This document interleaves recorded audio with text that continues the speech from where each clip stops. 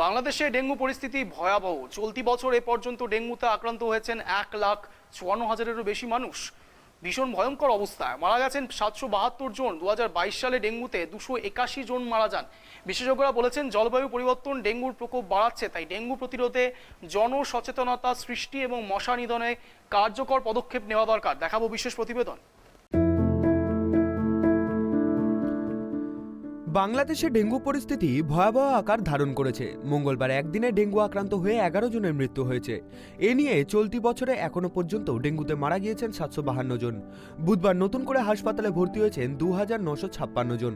তাদের মধ্যে ঢাকার বাসিন্দা 911 জন ও ঢাকার বাইরের 1977 জন।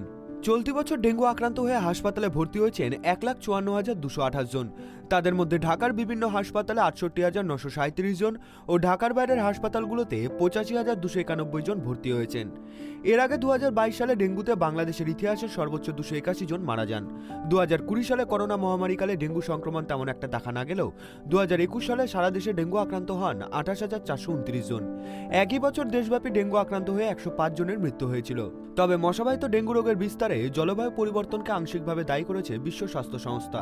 সংস্থাটি বলছে বাংলাদেশে ডেঙ্গুর প্রাদুর্ভাব রেকর্ডের সবচেয়ে ভয়াবহ আকার ধারণ করেছে। প্রাদুর্ভাব শুরু হওয়ার পর থেকে বিশ্বের 8ম জনবহুল এই দেশটিতে 1,51,272 জন মানুষ ডেঙ্গু আক্রান্ত হয়েছেন। প্রাদুর্ভাবের পরে মৃত্যু রেকর্ড করা হয়েছে 741 জনের। 9 মাস জি। কি হয়েছে? ডেঙ্গু কদিন ধরে এটা গত শুক্রবারে হয়েছে, আজকে 6 দিন। 6 দিন জি জি। কি অবস্থা কি এখন প্ল্যানেট একটু প্লাস হয়েছে, গত দিনের চেয়ে আজকে একটু প্লাস।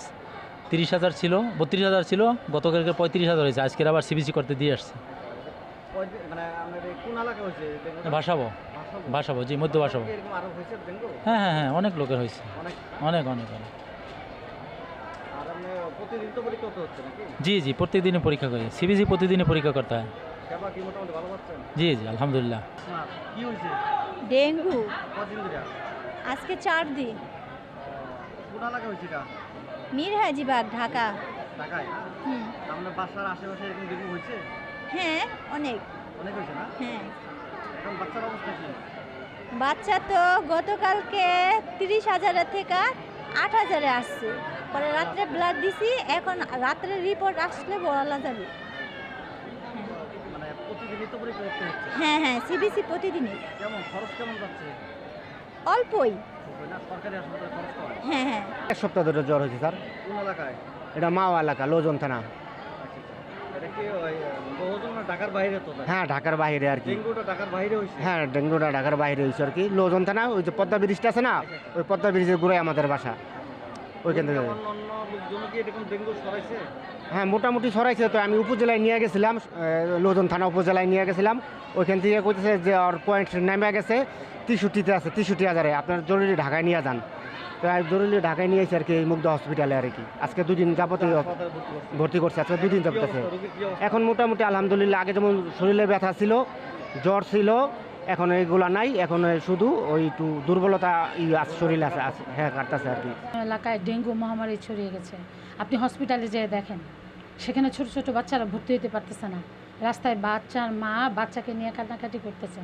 আপনি কি চান আপনার বাচ্চা, আমার বাচ্চা? আপনার একটু সচেতনতার অভাবে আমাদের বাচ্চাগুলো মরে যাচ্ছে। আপনি কি চান ডেঙ্গু করোনার মতো মহামারী আকারে হোক? নিশ্চয়ই আপনি তা চান না।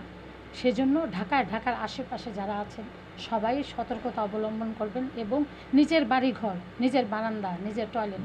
বিশেষজ্ঞরা জানিয়েছেন বাংলাদেশে মৌসুমের আগেই এত মৃত্যু এর আগে দেখেনি বাংলাদেশ। আক্রান্তের সংখ্যাও আগের বছরের একই সময়ের তুলনায় 6 গুণ বেশি। অর্থাৎ চলতি বছর মশাবাহিত এ রোগ ভয়ঙ্কর রূপ ধারণ করেছে। তাদের মতে আক্রান্তদের বেশিরভাগই শক সিন্ড্রোমে চলে যাচ্ছে। গত 2 দশকের মধ্যে ডেঙ্গুর প্রকোপ বেশি ছিল 2018 সালে। ওই বছরেও শক সিন্ড্রোমে বেশি মৃত্যু হয়েছিল। তবে এবার কেন রোগীদের মধ্যে ডেঙ্গুর শক সিন্ড্রোম বেশি দেখা যাচ্ছে জানতে আরও গবেষণা প্রয়োজন। 2023 সালে ডেঙ্গু আক্রান্ত হয়েছে 1,54,228 জন, যার মধ্যে মৃত্যু হয়েছে 752 জনের। 2022 সালে আক্রান্তের সংখ্যা ছিল 28,106, মৃত্যু হয়েছিল 281 জনের। 2021 সালে আক্রান্ত হয়েছিল 28,429 জন, মৃত্যু হয়েছিল 105 জনের। 2020 সালে আক্রান্তের সংখ্যা ছিল 1,239 জন, মৃত্যু হয়েছিল মাত্র 1 জনের।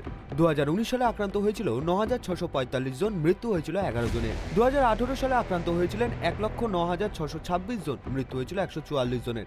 2017 সালে আক্রান্ত হয়েছিলেন 97,238 জন, মৃত্যু হয়েছিল 106 জনের। 2016 সালে আক্রান্তের সংখ্যা দাঁড়িয়েছিল 92,642-এ, মৃতের সংখ্যা ছিল 116। 2015 সালে আক্রান্ত হয়েছিলেন 1,02,490 জন, মৃত্যু হয়েছিল মাত্র 191 জনের। 2014 সালে আক্রান্তের সংখ্যা দাঁড়িয়েছিল 95,913-তে, মৃত্যু হয়েছিল 174 জনের। আরেকটি আশঙ্কার কথা হলো, এতদিন ভাইরাসটির প্রজনন ও বিস্তার ছিল ঢাকা মহানগর কেন্দ্রিক, কিন্তু এবার ঢাকার বাইরে চট্টগ্রাম ও খুলনা সহ বিভিন্ন জেলায় দ্রুত সংক্রমণ ঘটছে। স্বাস্থ্য অধিদপ্তর জানিয়েছে, ডেঙ্গু প্রতিরোধে জনসচেতনতা সৃষ্টি এবং মশা নিধনে কার্যকর পদক্ষেপ নেওয়া হয়েছে। ঢাকা মহানগরীতে প্রতিদিন 15 লাখ লিটার কীটনাশক স্প্রে করা হচ্ছে। তবে এসব পদক্ষেপের পরও ডেঙ্গু পরিস্থিতি নিয়ন্ত্রণে আনা যাচ্ছে না। জনস্বাস্থ্য বিশেষজ্ঞরা বলছেন, ডেঙ্গু প্রতিরোধে শুধুমাত্র সরকারের পদক্ষেপেই হবে না, জনগণকেও সচেতন হতে হবে। মশার প্রজনন স্থল ধ্বংস করতে হবে এবং মশা প্রতিরোধক ব্যবহার করতে হবে। ঢাকা থেকে হাবিবুর রহমানের রিপোর্ট, ট্রাইব টিভি।